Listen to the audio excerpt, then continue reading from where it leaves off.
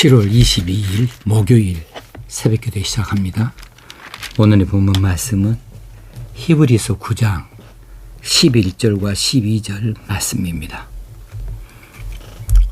그리스도께서는 장래 좋은 일의 대제사장으로 오사 손으로 짓지 아니한 것 곧 이 창조에 속하지 아니한 더 크고 온전한 장막으로 말미암아 염소와 송아지의 피로 하지 아니하고 오직 자기의 피로 영원한 속죄를 이루사 단번에 성소에 들어가셨느니라. 아멘. 오늘은 단 두 줄 말씀이지만 매우 중요하고 의미 깊은 내용이 담겨져 있습니다. 오늘 말씀을 조금씩 뜯어서 살펴봄으로 은혜를 받고자 합니다. 11절 처음 그리스도께서는 장래 좋은 일의 대제사장으로 오사. 이 말씀이 있기 전 옛 언약의 근거를 둔 제사를 지낼 때에 제사장이라거나 대제사장 이 직분 가진 자들이 성소나 지성소 이런 장소에서 동물의 피를 예물로 삼아서 드림으로 용서받기를 원하는 제사를 지내는 자, 본문에 우리 히브리서는 섬기는 자로 나와 있지만 그 섬기는 자의 죄를 용서받게 하는 것이었습니다. 이게 옛 언약에서 말하는 용서의 방법이었어요. 이것이 10절에 나타난 대로 육체의 예법일 뿐이었다. 양심까지 깨끗하게 하는 것이 아니었고 그 마음까지 정결케 하는 것이 아니었고 육체로 지은 죄들에 대한 육체를 위한 예법일 뿐이었고 개혁할 때까지 맡겨둔 것이니라. 개혁은 더 좋은 언약을 말하지요. 더 좋은 언약이 나타날 때까지 이것은 새 언약이라고 말하고 이것을 우리가 은혜 언약이라고 살핀 바가 있습니다. 이 개혁할 때까지 그 제도는 그대로 실행될 뿐이었어요. 그러니까 더 좋은 언약, 이 더 좋은 언약은 예수 그리스도가 오셔서 이루시는 거죠. 자, 그래서 오늘 본문에 더 좋은 언약을 이루시는 그리스도께서 장래 좋은 일의 대제사장으로 오사, 그리스도께서는 장래 좋은 일의 대제사장으로 오셔서 손으로 짓지 아니한 것, 손으로 지은 것은 건물이죠. 성막, 성소, 장막이라고 말하는 이런 제사 지내는 자리를 말하겠습니다. 손으로 짓지 아니한 것, 곧 이 창조에 속하지 아니한 것. 이 창조에 속하지 않았다 하면은 이 지상에서는 찾아볼 수 없는 것이지요. 창조에 속하지 아니한 더 크고 온전한 장막으로 그랬습니다. 그리스도께서 더 좋은 일의 대제사장으로 오셔서 이 좋은 언약을 이루시는 것, 새 언약을 이루시는 것을 밝혀주고 있는데 그것을 오늘 본문에서는 장래 좋은 일이라고 그랬습니다. 좋은 일의 대제사장으로 예수 그리스도께서 오신다 했는데 여기서 장래라고 하는 말은 이 다음에 나타날 시간적인 의미를 가져서 앞으로 있을 일이죠. 앞으로 좋은 일 이렇게 볼 수 있겠는데 여기서 좋은 일이라고 하는 이 단어 자체가 현세적인 의미를 가지면서 동시에 내세적인 의미를 가지고 있어 버려요. 그래서 굳이 장래에만 해당되는 것이 아니고 현세에도 이 좋은 일이 해당하고 있는 것을 우리가 기억할 수 있어야 되겠습니다. 톤 아가돈, 이 좋은 일이라고 하는 것을 톤 아가돈, 아가돈이 좋은 것인데 현세적이면서 동시에 내세적인 의미다. 두고 보면 그렇습니다. 그리스도께서 오셔서 구속의 역사를 이루시는 것, 이거 지금 현세적인 일이고 좋은 일이죠. 그런데 한편 생각해 보면 그리스도께서 장래 영광스러운 소망을 우리에게 가지고 오실 거예요. 제 이름 주님으로 다시 오실 걸 생각한다면 그러면 이것도 장래의 좋은 일이 되겠습니다. 그래서 장래의 좋은 일이라고 할 때에 이것은 그냥 한 가지만을 보지 말고 현재와 미래를 동시에 다 말씀하는 것으로 받을 수 있어야 되겠어요. 그리스도께서는 지금 그리고 장차 좋은 일, 우리 구속을, 우리 죄를 다 대속해 주시고 하나님 나라 백성 되게 하시는 일이 되겠습니다.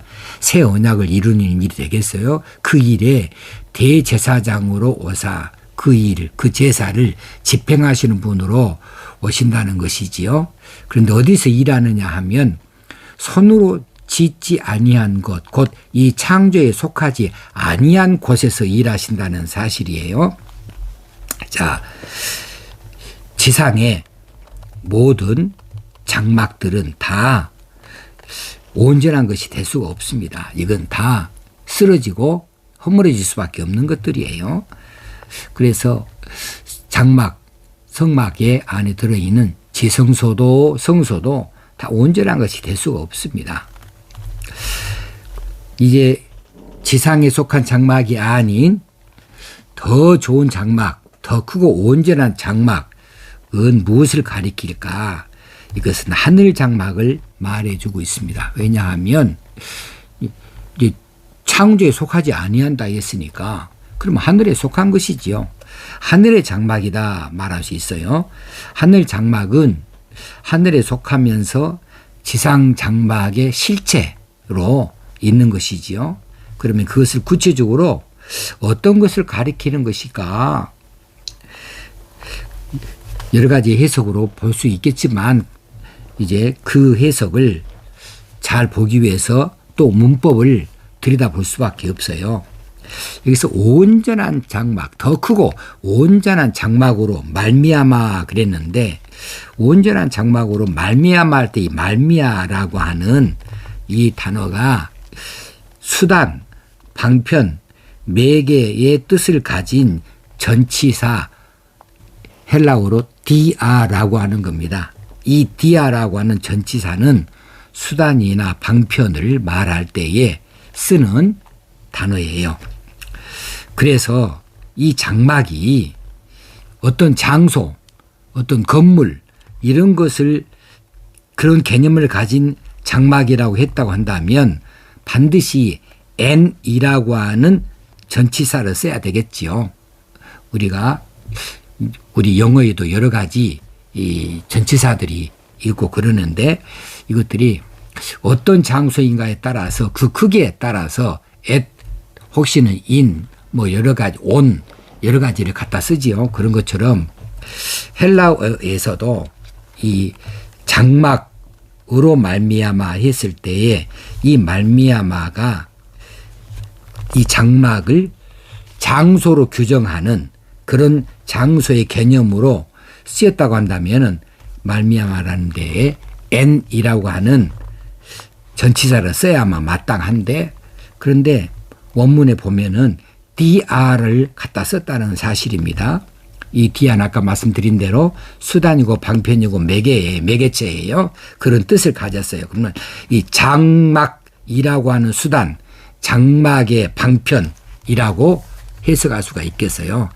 창조에 속하지 아니한 더 크고 온전한 장막에서 장막을 수단으로 해서 장막이라고 하는 방편을 통해서예요. 그러니까 이 장막은 장소가 아니고 건물이 될 수가 없습니다. 그러면 성소가 아니고 지성소가 아니지요. 어떤 건물도 아닙니다. 그러면 무엇일까? 하나밖에 없죠. 창조에 속하지 아니한 것이니까 그러면 예수 그리스도의 육체를 가리킨다고 볼 수밖에 없는 거죠. 더 크고 온전한 장막이 무엇이냐 하면 십자가에서 죽으신 예수 그리스도의 몸이라고 하는 해석을 할 수가 있어요. 그런데 이 해석을 지지하는 사람 가운데에 크리소스톰이 있고 칼빈이 그렇게 지지하고 또 성경학자 벵겔 등이 지지하는 견해에서 가장 강력하게 지지받고 있는 해석이 되겠습니다. 그래서 예수님께서 어디서 대제사장 직분을 수행하셨는가 그러면 손으로 짓지 아니한 것, 이 창조에 속하지 아니한 것, 더 크고 이 땅에 있는 어떤 이 성소보다도 장막보다 더 크고 온전한 장막, 그 장막이 무엇일까? 당신의 몸, 예수 그리스도의 몸, 육체, 그것을 거기에서 그것을 제단 삼았다. 거기를 지성소 삼았다라고 하는 사실입니다. 그것이 말미암아가 보여주고 있는 소중한 뜻이에요. 12절에 보면 염소와 송아지의 피로 하지 아니하고 오직 자기의 피로 영원한 속죄를 이루사 그랬습니다. 이건 우리가 잘 아는 사실이죠. 예수님께서 자신의 흠없고 점없는 자신의 피를 자신을 제물로 내놓아서 영원한 속죄를 이루셨다. 여기서 염소와 송아지의 피는 옛 언약 제사법을 따르는 것이에요. 염소는 대제사장이 백성들을 위해서 하나님 앞에 속건제를 내놓을 때에 바치는 짐승이 피이고 송아지는 자신의 죄를 위해서 내놓는 피이지요. 예수 그리스도께서 대제사장으로서 염소나 송아지의 이 피를 드리는 것이 아니라 오직 자기의 피, 당신의 피로 영원한 속죄를 이루셨다. 자기 자신을 제물 삼으셨다는 이야기입니다. 여기서 오직이라고 하는 단어는 우리 성경에서 가끔씩 그러나로 해석을 해도 좋을 대목들이 자주로 나와요. 오직이 아니고 그러나 염소와 송아지의 피로 하지 아니하고 그러나 자기의 피로 영원한 속죄를 이루셨다. 이렇게 해석을 할 수 있겠습니다. 자, 동물의 피는 다 정결한 것이 되지 못하고 완전하지 못하기 때문에 이 동물의 피로 드리는 제사는 반복적이어야 했어요.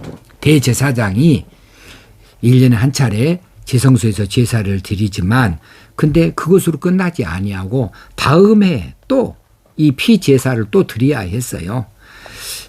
그리고 자기가 대제사장이고 다른 사람이 대제사장이 되면 그 대제사장이 또 백성들을 위해서 반드시 지성소에서 이 피를 가지고 제사를 지내야만 했습니다. 그러나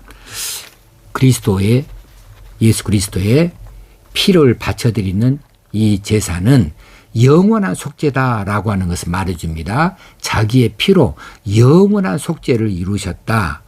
예수 그리스도의 피 제사는 단 한 번이었습니다. 왜 한 번만에 끝납니까? 예수 그리스도의 피는 완전하기 때문에 그렇습니다.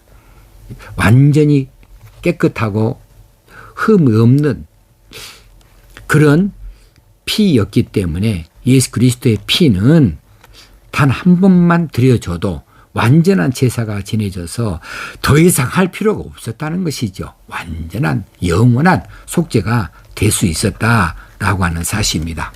그 다음에 속죄를 이루사 단번에 성수에 들어가셨느니라. 여기서 단번에 성수에 들어가셨다라고 할 때에 해석상의 오해의 소지가 다분히 있어요. 단번에 들어갔다 우리말로 이렇게 이야기를 하고 보면 어떤 뉘앙스냐 하면 2번, 3번 시도할 필요가 없이 단 한 번만에 들어가셨다. 이렇게 오해를 할 수가 있어요. 그런데 원문의 뜻은 그런 뜻이 아닙니다. 오직 단 한 번만 들어갔다는 거예요. 단 한 차례만 성소에 들어갔다는 이런 뜻이에요. 그것을 단번에 이렇게 번역해 놓고 나니까 조금 오해의 소지가 생길 수 있을 것 같습니다. 예수 그리스도의 피는 온전한 피여서 영원한 속죄를 다 이루시니까 이제는 더 이상 제사가 필요가 없어요. 더 이상 지성소에 들어갈 필요가 없는 겁니다. 구약의 대제사장들은 해마다 반복적으로 지성소에 들어가서 제사를 지내야만 했지만은 예수 그리스도께서는 그 대제사장은 하늘 대제사장이 되어져서 단 한 번만 성소에 들어가시고 그 제사가 완전한 영원한 속죄를 드리는 제사가 되어졌기 때문에 더 이상 들어갈 필요가 없었다. 그래서 단번에 성소에 들어가셨느니라 이렇게 말씀해 주고 있는 겁니다. 자, 오늘 이 말씀을 통해서 두 가지가 해결되어집니다. 제사법에는 반드시 필요한 것이 세 가지가 있다고 했어요. 먼저는 제사를 지낼 제물이 필요합니다. 두 번째는 이 제사를 지내는 제단이 필요합니다. 세 번째는 제사를 지내줄 제사장이 필요합니다. 이 세 가지가 꼭 있어야 되는데 이 세 가지가 다 거룩해야 돼요. 이 세 가지가 다 흠이 없어야 돼요. 제사장이 흠이 있어도 이 제사는 받아들이지 않습니다. 그리고 그 제사장은 제사 지내는 도중에 죽임을 당할 수 있어요. 그래서 제물이 온전치 못하면 그래요. 제물이 깨끗해야 되고 그리고 흠없는 제물이 들어줄 수 있어야 됩니다. 제단도 마찬가지입니다. 성소가 왜 그렇게 관리되어집니까? 성소, 지성소가 왜 이렇게 엄격하게 관리되어지느냐고요. 거기서는 부정한 일이 있어서는 안 되기 때문에 그렇지요. 그런데 오늘 본문에서 두 절밖에 안 되지만은 예수 그리스도의 피, 이 피는 제물입니다. 완전한 제물로 자신의 몸을 드리셨습니다. 그래서 영원한 속죄를 이루셨습니다.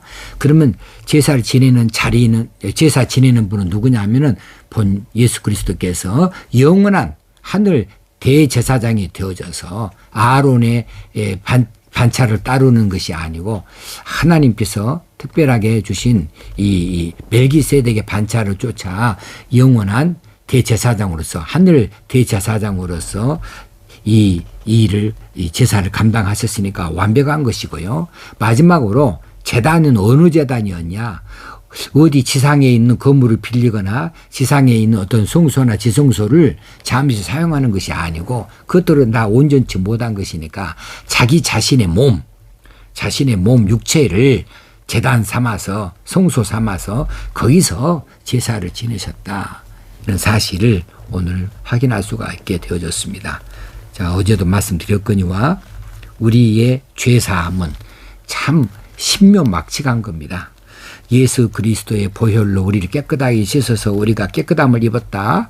우리는 죄사함 받았고 이제 하나님 나라 백성이 되었다 하고 간단하게 그렇게 생각할 수 있을지 모르지만은 그 내용을 알고 보면 얼마나 하나님의 열심이 그 안에 들어 있었는지 얼마나 친밀하게 하나님께서 계획하시고 그 일을 이루어 오셨는지 하는 것을 우리가 구약 성경을 통하여 또 히브리서를 통하여 잘 살필 수가 있겠습니다. 예수 그리스도를 통하여 죄사함을 얻기 전에까지는 우리가 하나님과 원수 사이였습니다. 하나님의 영원한 진노를 받아야 마땅한 이런 죄인들이었습니다. 근데 우리의 지은 죄값이 얼마나 컸을까? 우리의 죄값을 쌓아놓으면 하늘만큼 높아질 것이고 또 우리의 그 죄값을 치르려고 할 때 얼마나 긴 세월 동안을 우리가 고통을 겪으면서 죄값을 치르려 했을까? 우리 형기가 과연 몇만 년이나 될까? 그리고 그동안에 우리의 고통의 크기는 얼마만큼일까? 세상의 법정에서도 분명히 그 죄를 따져서 기나긴 세월 동안 그 죄값을 치르게 하는데 하늘 법정에서 우리에게 선언되어지는 이 죄값의 크기는 얼마나 큰 것이고 그 고통은 얼마나 큰 것이었을까 생각하면 끔찍한 일이죠. 그런데 예수 그리스도께서 우리의 죄값을 치르셨다. 우리의 죄값을 치르실 때에 우리 죄값의 일부만 치른 것도 아니고 날이 지나고 시간이 지나갈수록 우리 죄값은 계속 불어나기 마련인데 그 이자만 예수 그리스도의 피로 다 부담해 주신 것이 아니고 우리 죄값의 근본 원조부터 시작해서 우리 자범죄에 이르기까지 모든 죄값을 몽땅 한꺼번에 다 한꺼번에 청산해 주셨으니 말끔하게 해주셨으니 얼마나 감사한 일인지, 얼마나 개운한 일인지, 얼마나 통쾌한 일인지 말로 다 할 수가 없어요.